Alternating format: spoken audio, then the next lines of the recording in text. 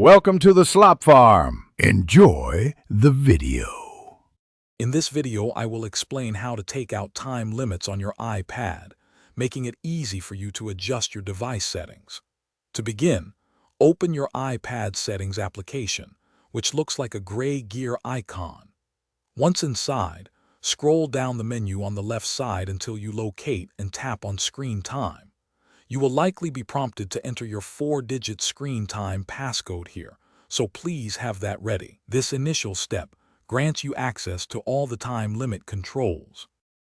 Within the Screen Time menu, you will see an option labeled App Limits. Tap on this.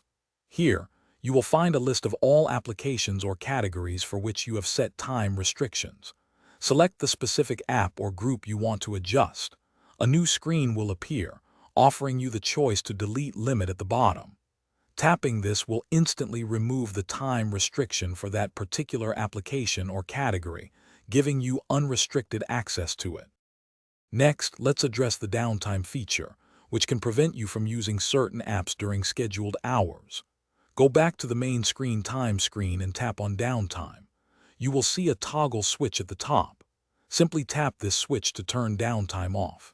If you are asked to confirm, proceed with that step. This action will immediately deactivate all previously set quiet hours, allowing full access to your iPad at any time of day. For the most comprehensive removal of time limits, you can turn off screen time entirely. From the main Screen Time settings page, scroll all the way down to the very bottom. You will find a prominent option labeled Turn Off Screen Time. Tap on this. The system will then prompt you to enter your 4-digit screen time passcode one last time to verify your decision. Once confirmed, all time limits, app limits, and downtime schedules will be completely disabled on your iPad, freeing up your usage. Thanks for watching. Consider subscribing if we helped you today.